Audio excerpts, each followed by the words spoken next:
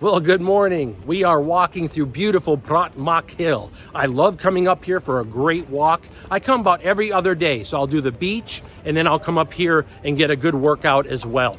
I want to talk to you today how moving to Asia saved my retirement. There were 3 storms that I saw coming. Any one of those storms could have destroyed my ability to retire and live comfortably. And I saw 3 of them. I'm going to go over all 3 of them.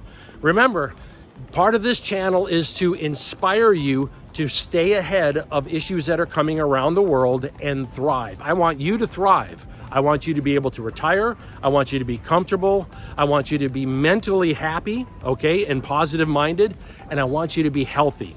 And today we're going to talk about how I saw 3 storms coming that were going to shatter my retirement. I wasn't going to let that happen. I was going to stay ahead of them.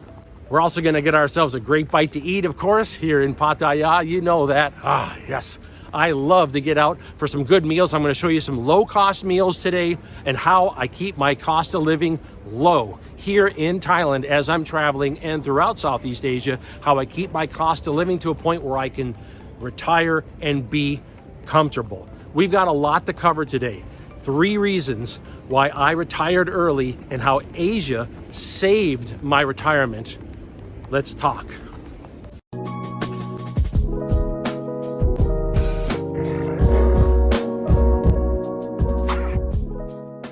About 4 years ago, I looked at where I was financially. I had come out of a peaceful divorce, but I had come out of that financially in trouble, and I needed to fix things. I decided to work overseas in order to make some extra money. That was good. It was in a dangerous area, but it worked, and I was able to make enough money to kind of put myself back on track for retirement. However, I saw a storm coming, and that's something that happens in our lives. We take a look at where we're at, and we see if there's danger coming around the corner. That's part of our evolution. We see that, and I did. I saw 3 factors that were coming so fast that I wasn't going to be able to stay ahead of them. I could try as much as possible. They were coming like a steamroller for me. They were a storm on the horizon. And the first was cost of living. I looked at what I was making annually from my job in IT. It was a good job. I was getting paid well, but I wasn't making enough to stay ahead of the cost of living. In fact, the cost of living had gone to about 3 times what I was bringing in. Think about that. The cost of housing had rose to about $2,600 for me in my state of Hawaii. The cost of healthcare was not much under that. The cost of the automobile that I was driving, the cost of insurance for that, the cost of insurance for everything. Everything is just going up. Property taxes. It was just way too much. And I realized that if I stayed in my home state, I was never going to retire. That is a fact. If I stayed in my home state, I would never retire. I would have to work until I literally went face into my keyboard. Boom. And I had to make a change. I had to get ahead of this storm. And I did that by selling everything, putting all that money that I made from basically selling my house, my car, everything, put it into dividend stocks. And I moved here to Asia. Made a whole new life for myself. And got ahead of that financial storm that I saw coming. It was very real. And I think it's real for a lot of people. That is the first thing that I saw coming, was the cost of living had run away. It had taken off, and I was not going to be able to catch it. And I was not in a bad position at that point. I was still never going to be able to catch that cost of living. I had to make a move. Thank God I did. My cost of living now is a fraction of what it was. I keep my cost of living now to around $1,500 a month, sometimes a little bit over that. Are you kidding me? This has saved my retirement. In the morning for my walks, I like to stop and get myself a coffee. Sometimes I get the little iced coffees that are in carts and they cost about $1. But this is another option. This is kind of one of those boba drink style places, and they make a variety of coffee drinks. Again, it's about $1. I get the coffee milk tea, and it's a nice twist. It's a little something different. Still $1. Nice way to kind of get a little coffee and for my morning walk. Just a cute little place like this. Like I said before, in Thailand, everybody is an entrepreneur. Every family has a business. Thank you. $1 for a nice little drink like this. And they give you a little handle to walk around in. It's good. This is a great way to just kind of start my morning, low cost. By the way, if you are thinking of being a travel nomad like me and you're concerned about travel healthcare, travel insurance, the first link in my description will give you information on both travel healthcare, travel insurance for the nomad life. Let's talk about the second thing that I saw coming. It was primarily in my industry, but I believe it's going to affect everybody in all industries eventually. But it was really coming from my industry. And that is the rise of artificial intelligence. AI has, at the time of making this video, the year in the last 12 months from this video being put up, about 2, 3, maybe 400,000 jobs gone from IT, wiped out in the IT sector. I worked as a network engineer primarily, but also in cybersecurity. And in those fields, they are even being affected. And I thought those were two of the safest fields. Fields in IT are being wiped out. Why? Because artificial intelligence is absolutely wonderful for IT work. It takes tasks and it moves forward with them. It's innovative, it's creative in the way that it thinks, and it identifies problems much faster with much more capability than a human trying to do the same job, especially in IT tasks. We are only at the first stages of AI. Think about that. We haven't yet reached what's called AGI.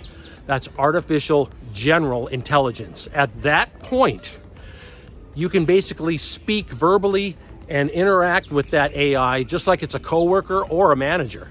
And it will do jobs, creative, it will come up with its own tasks, it will update itself, and it will go through and identify problems without you needing to tell them, hey, there's a problem there, go fix it. You won't need to do that anymore. With AGI, it will actually go out and identify those problems on its own, like a coworker that you hired. That is going to completely devastate the IT industry. Oh my gosh. Now I had to get ahead of that. And by retiring this way, I did get ahead of that. I'm not against AI. That's one of the crazy things, is I find it to be absolutely fascinating. I like to research it and study it. And right now, it's probably the #1 topic that I watch here on this platform is AI content. I'm keeping up on as much of it as possible. I find it fascinating, but I realized it was coming for my industry. And unfortunately, it's coming for a lot of industries. Retiring and moving to Asia got me ahead of that problem. And now I can actually kind of cruise and chill and actually enjoy AI and research it and study it. I like to find places here in Southeast Asia where I can get a steak dinner. And it's not something that's easy because Southeast Asia doesn't really have a steak industry. It doesn't have a beef industry. It has to be imported. But I do find places, and this is one. The Chaba Cafe is part of a larger resort operation. Thank you so much. Right here in this area where the cafe is, they have several different little restaurants and kind of bar environments. But look at this. This is a $7 meal. I'm not kidding you. $7 steak meal. And then I throw a $4 shrimp on the side. $4 for this shrimp meal. Incredible. You can't go wrong with it. This is a fantastic meal for this price. Get myself some of that gravy. Oh yeah, you have a variety of side dishes that you can choose from. I chose the vegetables. They have mashed potatoes, all of that available. Then I just get myself a little shrimp on the side. I am barely breaking $10 and I'm having a shrimp and steak meal here in Thailand, here in Pattaya, this area.